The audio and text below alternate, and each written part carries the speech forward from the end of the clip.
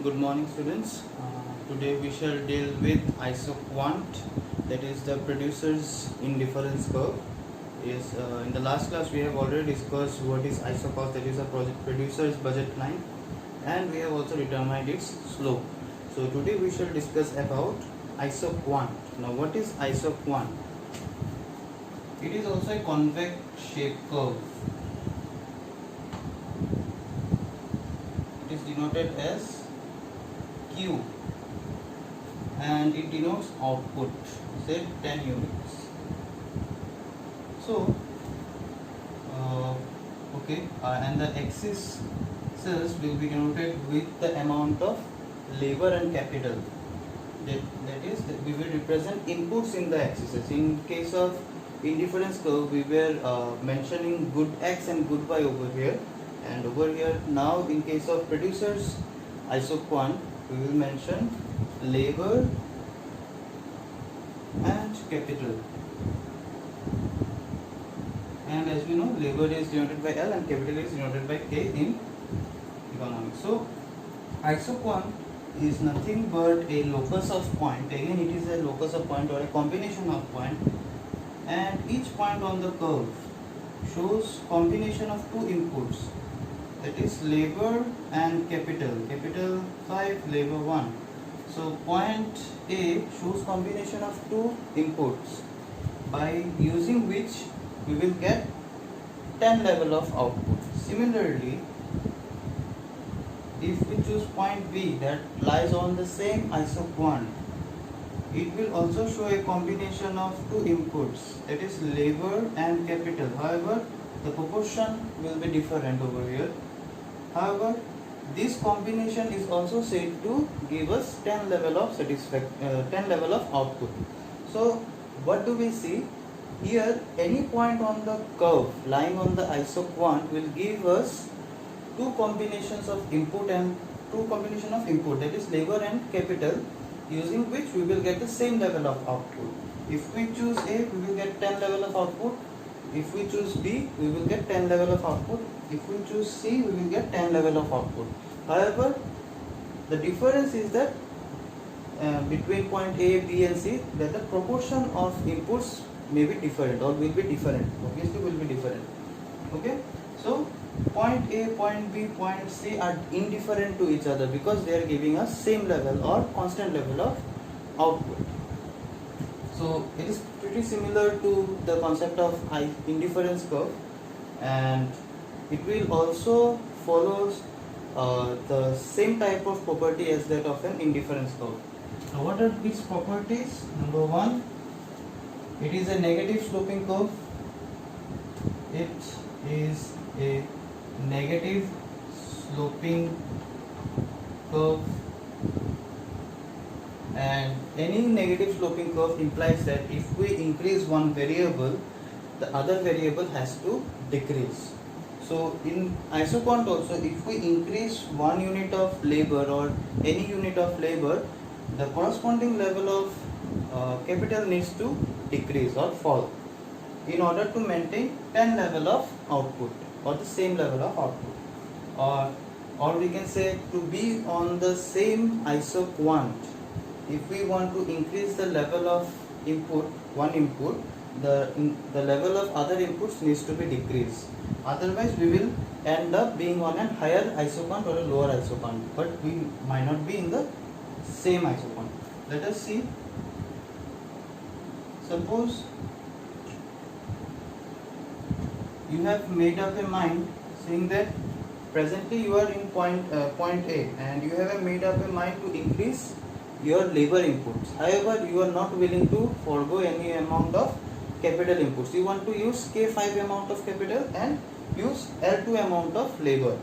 So L2 amount of labor along with K5 amount of capital will make a point over here. So obviously this point does not belong to the isoquant which is showing you 10 level of output.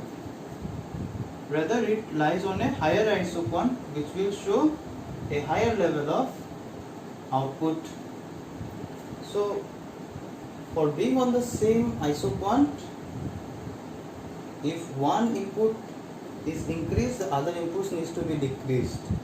Okay, this is shown by the negative slope of the isoquant curve. Now the second property is two isoquant never intersect.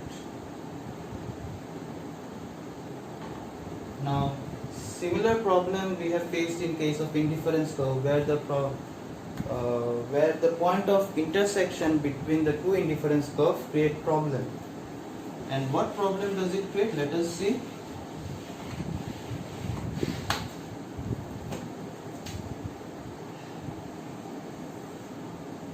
Labor capital. Suppose this is our first isoquant Q1 showing 10 level of output, and this is another isoquant showing a higher level of output. Okay, let us now consider 3 points, point A, point B and point C. Okay, now over here this point C will create problem. It will show two different level of output, which is impossible. Point A lies on isoquant 2, which shows 20 level of output. Okay, point B lies on the indifferent isoquant 1, which shows 10 level of output. Okay, now point C can be considered to lie on both the curve. It can be considered to lie on it can be considered to lie on isoquant Q2. So point C can show a output level of 20.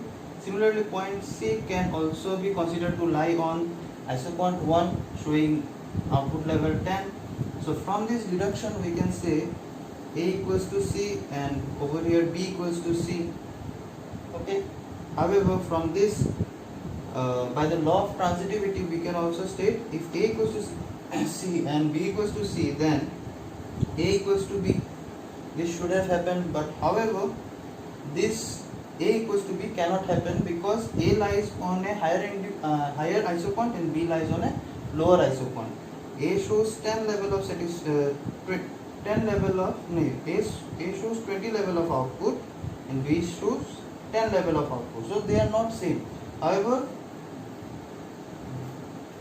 the problem of equality between the 2 points is created because of this point, point C, which is basically the point of intersection between the 2 isoquant. So 2 isoquant cannot intersect. Otherwise, this point C will show 2 different levels of output, which is impossible. Okay. So we are done with the second property. Third property is a family of isoquant is termed as isoquant map, and a higher isoquant shows higher level of output. Okay, so over here K and over here L, a lower isoquant will show a lower level of output, say 10, whereas a higher isoquant will show a higher level of output. This property is very simple. Okay, and lastly we will move to the most important property, that is the property of convexity.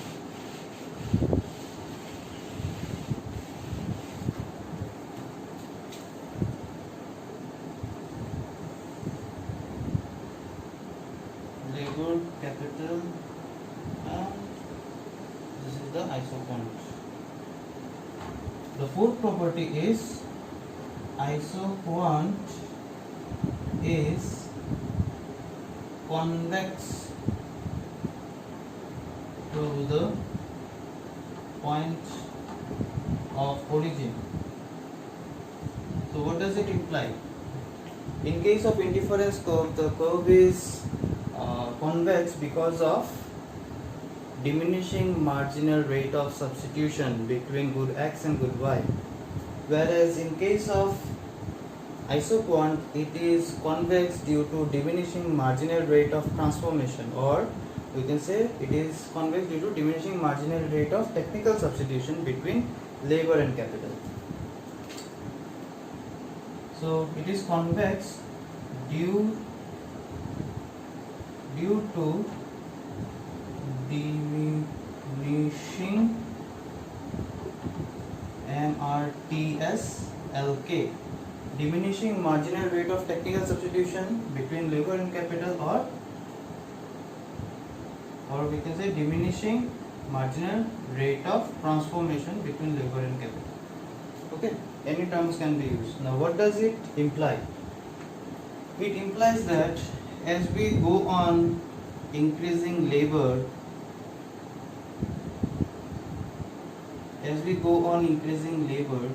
say from point A we have moved to point B where we have increased 1 unit of labor.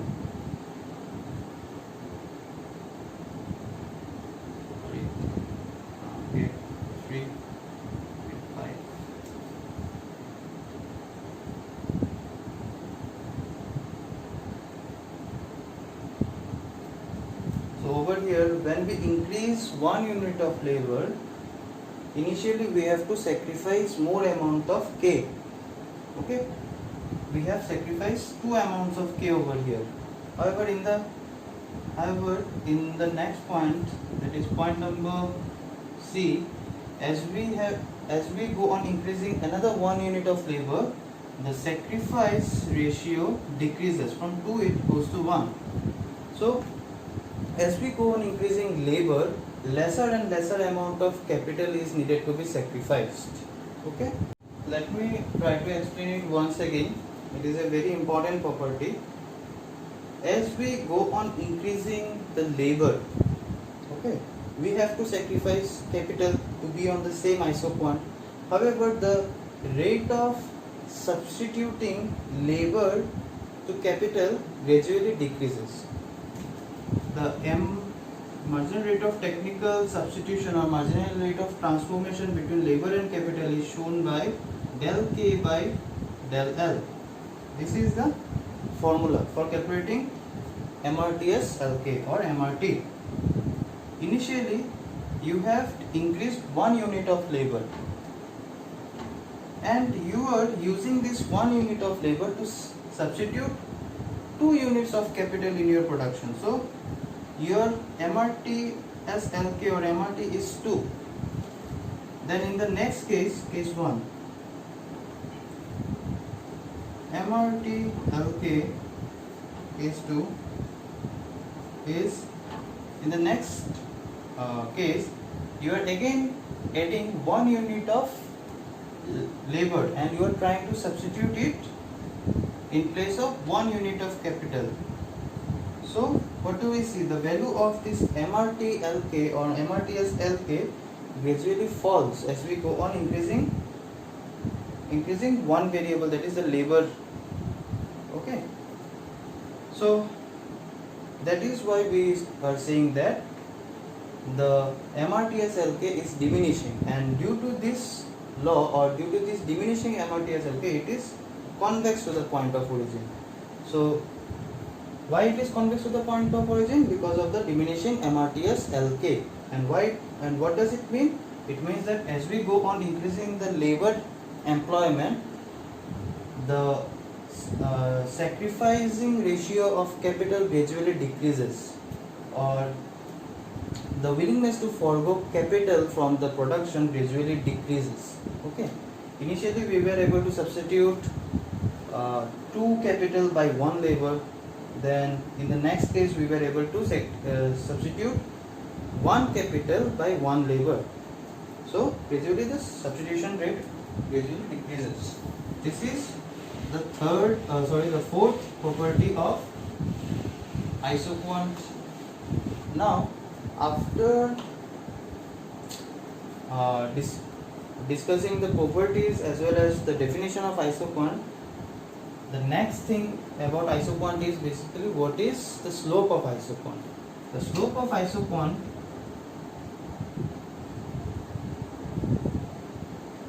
is given by MRTSLK or MRTLK.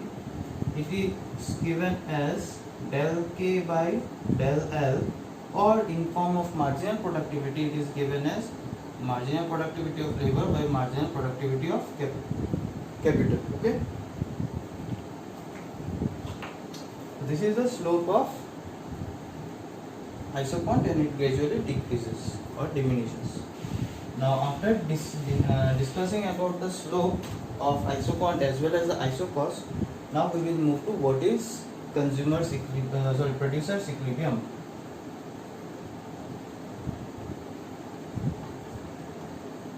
A producer equilibrium is determined by the point of tangency between the isocost and the isoquant.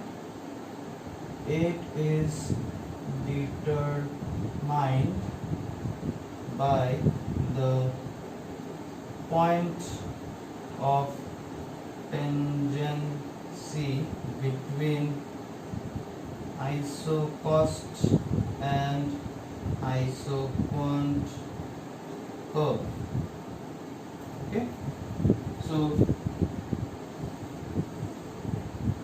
your labor, your capital, this is our isocost line, and the intercepts of isocost line were given as C by R over here and C by W.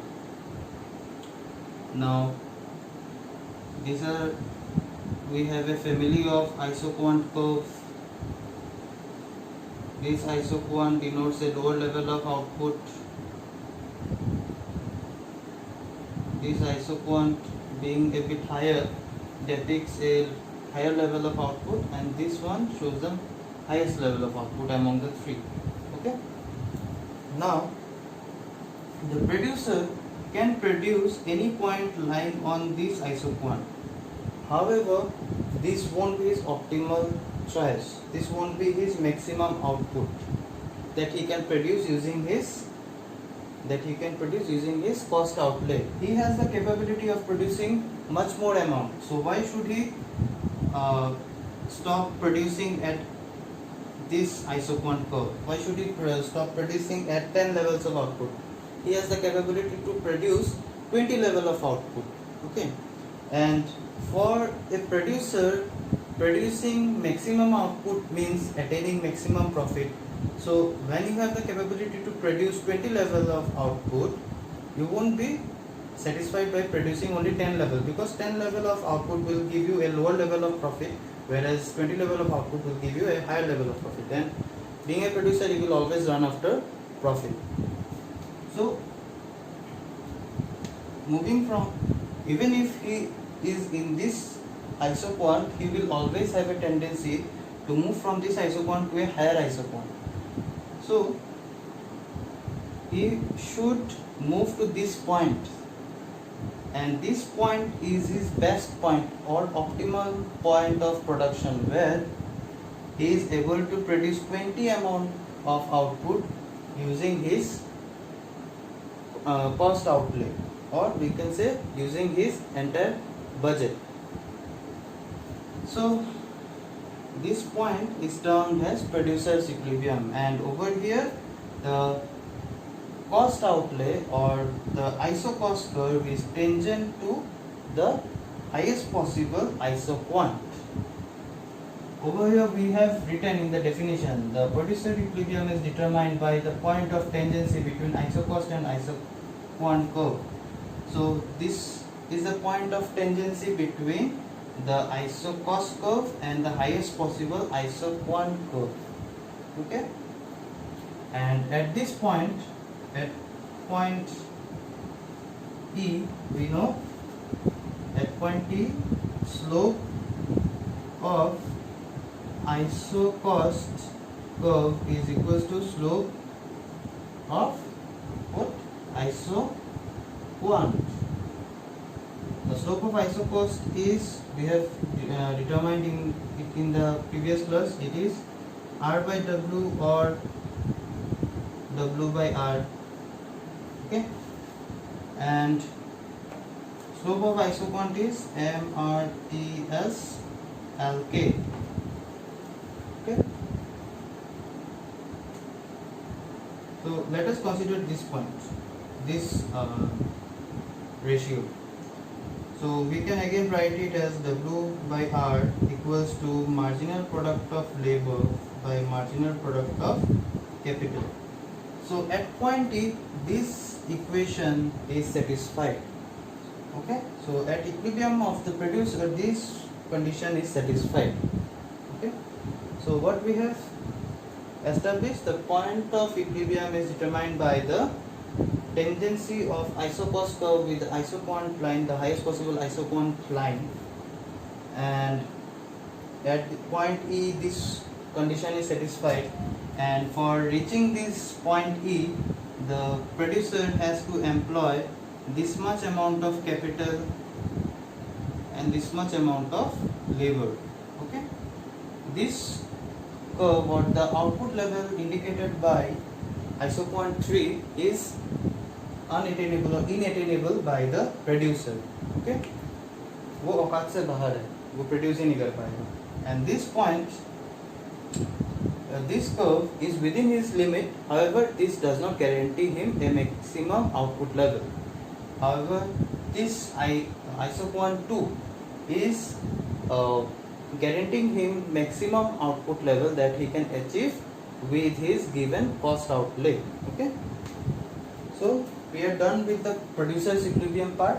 Now some additional topic.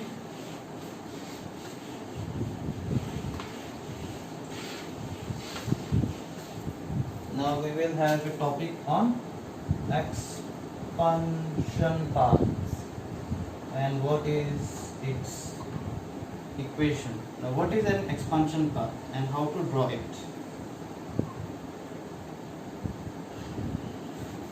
Capital, labor, this is our isocost curve, termed it as AB. AB is an isocost curve. Okay, and this is our initial equilibrium where a isoquant curve has a tangent to the isocost curve.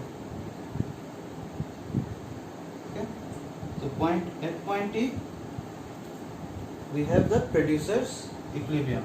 So at point E this condition is also satisfied. W by R equals to MRT, sorry, W by R equals to MPL by MPK.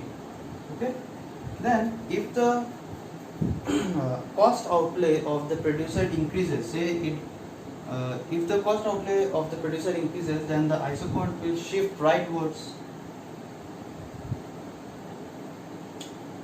A CD, and as his cost outlay increases, he is now capable of moving to a higher indifference isoquant. He can now produce a higher level of output indicated by isoquant 2. So in the next case his equilibrium is point F.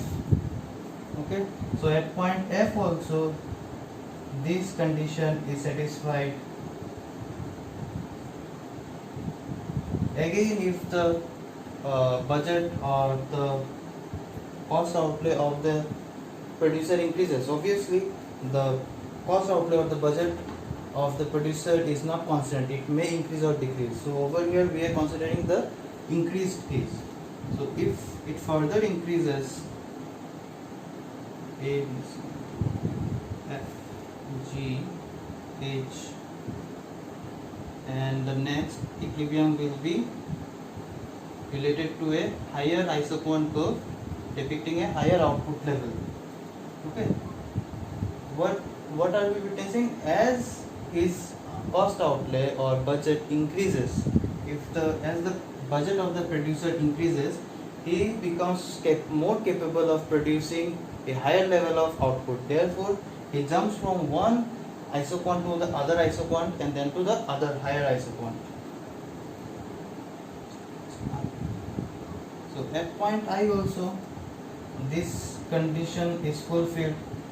Okay, so now if we join these three equilibriums with a straight line. Okay, this line connecting these three equilibrium points is known as an expansion path. That means this line is showing the path which should be followed by the producer while expanding his business. As his as his budget increases, he should follow this path while expanding his farm or his businesses, because this path guarantees him the minimum or the least cost combination of inputs. Okay, the producer's equilibrium also imply the least cost. It is also known as the least cost combination of input. Okay, so for this outlay or for this budget line of the producer, this is the minimum level of or the least cost combination of inputs. For the next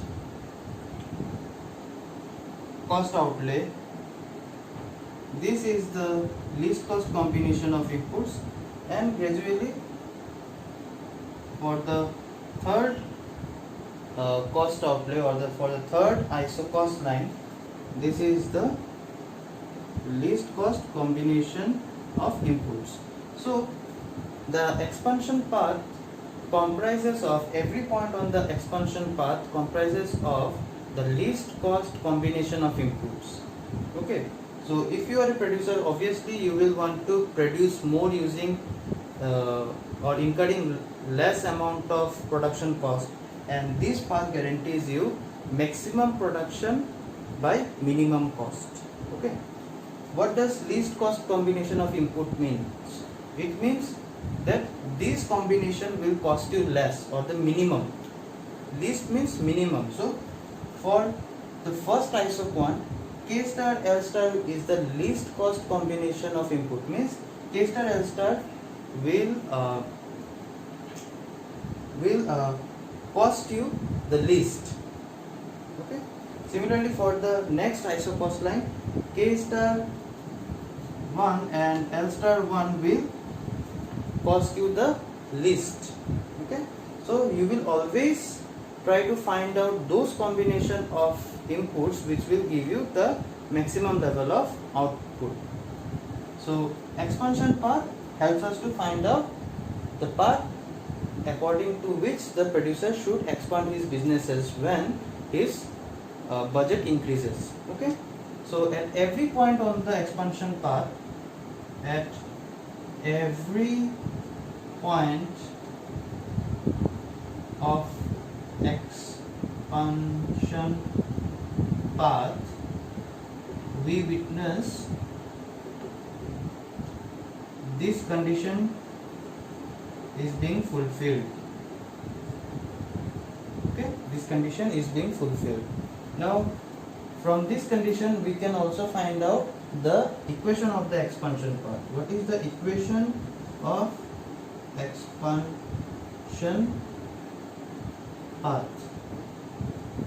At expansion path we know wage by rate of interest is equal to MPL by MPK.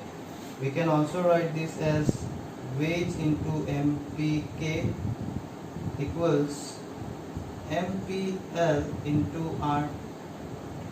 Okay, and in the next step what we can write, therefore MPK, we can bring this MPL into rate of interest on this side by converting the sign.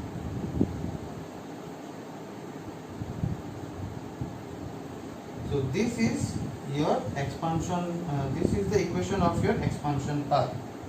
Very important, might come in the exam. Okay, so we are done for today. This is what is the concept about the expansion path, how to derive the equation of the expansion path, what does the point on expansion path means, and what conditions are satisfied in every point of the expansion path. Okay, If any queries, then please do notify me through the app. I will be there. Okay.